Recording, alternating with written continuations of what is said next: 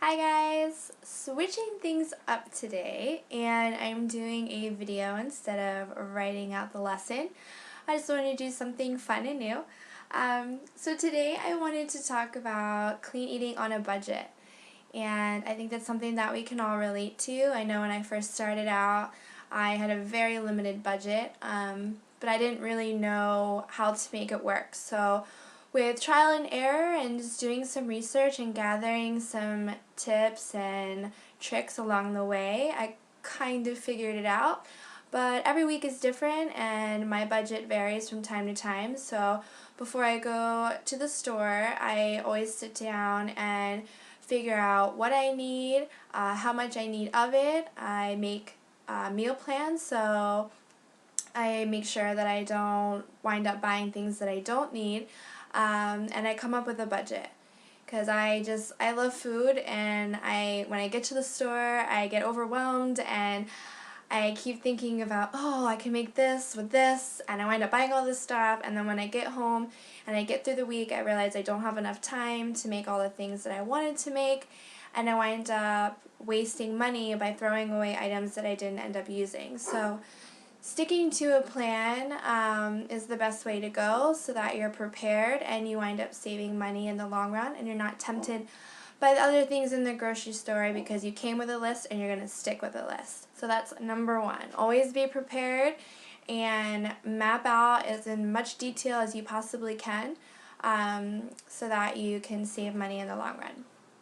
Number two is avoid superfoods. And I know we've gone over superfoods and how they're good for you and why you should eat them, but things like chia seeds and cacao powder and flaxseed, all these things, while they're great for you and I recommend having them in your diet, if you're on a budget and you're just starting out and you are only limited X amount of dollars, those things are pretty expensive.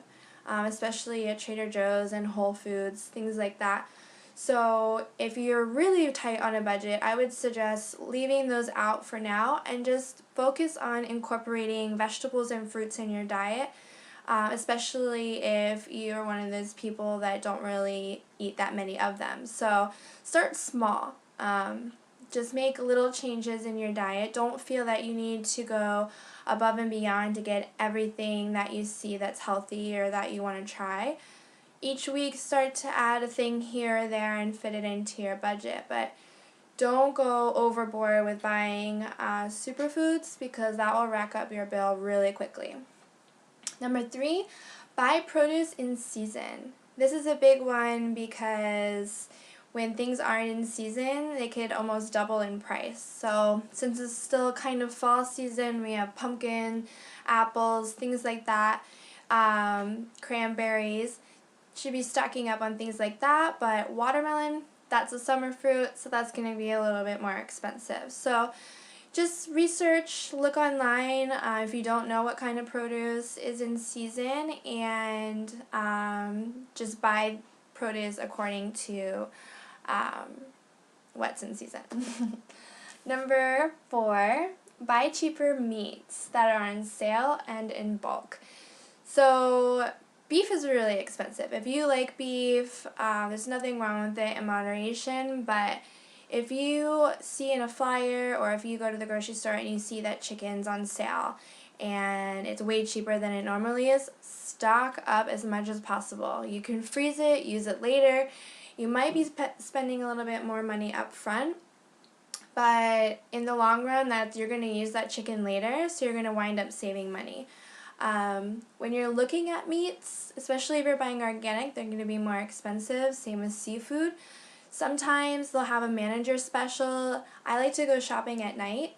There's not that many people there, so at the end of the night when the butcher leaves and the meat department, they take that day's meat and seafood and they put it on manager special. The other night I bought seafood and scallops and I wound up making that avocado pesto pasta and it was amazing. So you might have to use those things a little bit earlier in the week, but then whenever you see specials or even buying whole chickens, you might think, what am I going to do with a whole chicken? Well, if you have a crock pot, put that thing in the crock pot And you can use that chicken for so many dishes. You can put it on salads, make it into sandwiches, dinners. You can eat it by itself. That chicken will last you all week. So things like that.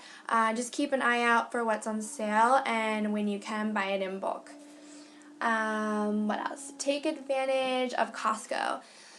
If you have a Costco card or something like that, that's another way where you can buy in bulk. You might be spending more money up front and a higher bill, but the next time you go to the grocery store, you're only going to have to buy produce or little things here and there. So if you have a Costco card, I don't have one, but if I did, it would be beneficial in buying in bulk and saving you money that way. So I definitely recommend that. Using coupons and flyers. You get the flyers in the mail every week, and I would just glance over them and see what kind of specials are going on. From what I've noticed, a lot of grocery stores run specials on food that is not healthy for the most part. I mean, there is produce and things like that, but there'll be like mac and cheese, 5 for $1, things like that. But if you see that tomatoes are on sale or, I don't know, spinach, anything like that, you can, when you're sitting down and making your meal plan, you'll know that those things are on sale, and you can come up with recipes that incorporate those things so that you can get it at a cheaper price. Coupons as well, whatever kind of coupon you have, either save it and use it for the next week, or use it and incorporate it into your meal plan for the week. Number 7, I might have skipped one, but that's okay. No need to buy everything at once. This kind of goes back to the whole superfood thing. Don't feel that you need to buy everything. You know, if you need to repeat meals and eat, let's say you made that whole chicken and you have a ton of shredded chicken. If you're eating the same thing every day, who cares? I mean, if you're on a tight budget and you need to keep it simple and basic, then do so, because you're all about saving money and you want to be eating clean, so do whatever it takes. So avoid going out to eat. This is a big one. I don't know if you go out to eat a lot. I used to. My fiance and I, we used to go out 3, 4, 5 times a week, and that adds up, especially for 2 people. I mean, for me, living in LA, it could be $20, $30, $40, $50 just to go out to eat. That's like half of your grocery bill. So when you start cutting that out, if you're at work and you tend to go out to lunch a lot, even if it's like $5 or $10 for lunch, that adds up per week, and that's money that you could be putting into your grocery bill. And you're going to get more meals out of that $5, $10 than you are in just one meal by going out to eat. And that goes for going out for drinks, happy hour, things like that. You have to make these small sacrifices if you want to make clean eating a priority. You know, investing in your groceries and cooking at home is going to benefit you more than going out and getting a couple of drinks. Just keeping it real. Cooking from scratch, I mean, that's pretty basic. But this goes into another one of my points, making your own sauces and dressings. If you're cooking from scratch, you're not going to be buying marinades and, you know, packaged items that you're going to put into your food. Keep it basic. Keep it simple. You don't need to be making a 5-star meal. Just use herbs and spices, and if you just cook some chicken, rice, beans, and some veggies, like, it doesn't need to be this miraculous recipe that you saw online. If you get to that point and you want to dabble and try new things, that's awesome, but you are trying to make it convenient, you're trying to make it affordable, and making it easier on you. So don't feel that you need to be extravagant. Just cook from scratch, keep it basic, and you're good to go. That goes into cook simply, kind of covering some things all together. Eat leftovers. This also goes into repeating meals. You know, if you make things in bulk, then you can eat that for lunch the next day. Now you don't have to worry about making your lunch. You already have leftovers. Even if you have leftovers for a couple of days, that's going to save you money. Win-win. Make your own sauces and dressings. We already went over that. And one thing, a lot of you East Coasters, a lot of you guys are where it's cold right now, a big way to save money is growing your own produce. Right now it's a little too cold for that, but come spring and summer, if you have a garden, that is a great way to save money. The seeds are a lot cheaper than going out to the grocery store and buying it that way. So definitely do that when it gets warmer. One thing I think I skipped over is when you're going grocery shopping, don't be afraid to shop around at other stores. I know it might be a little time consuming, but if you're on a budget, it's well worth it. By looking at those flyers and comparing prices, meat might be cheaper at one store, produce might be cheaper at another. If you, like it said, it's too cold on the East Coast right now, but farmers markets, produce is usually cheaper there, so sometimes you might have to take a couple trips to different places, and it's going to take a little time, but if you're trying to save money, you do what you got to do, right? And the last thing I wanted to talk about is shopping online. This is something I haven't done yet, but I really wanted to do.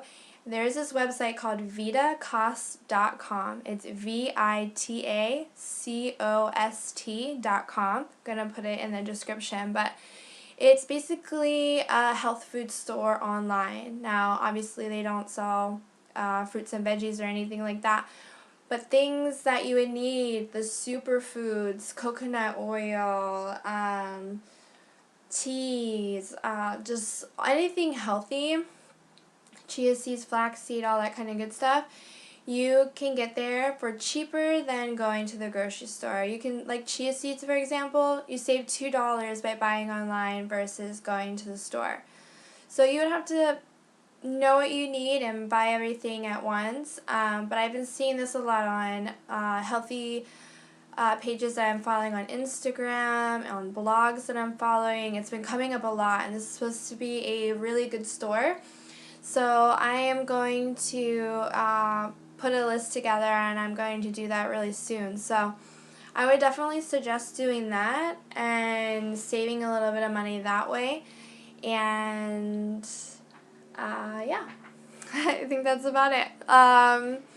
If you have any questions or any other tips that you want to add for saving money that you do, definitely share with the group. But that's pretty much it. So, sorry, a little out of it trying to get it all together. But I hope you found this helpful, and I'll see you guys in the group. Bye, guys.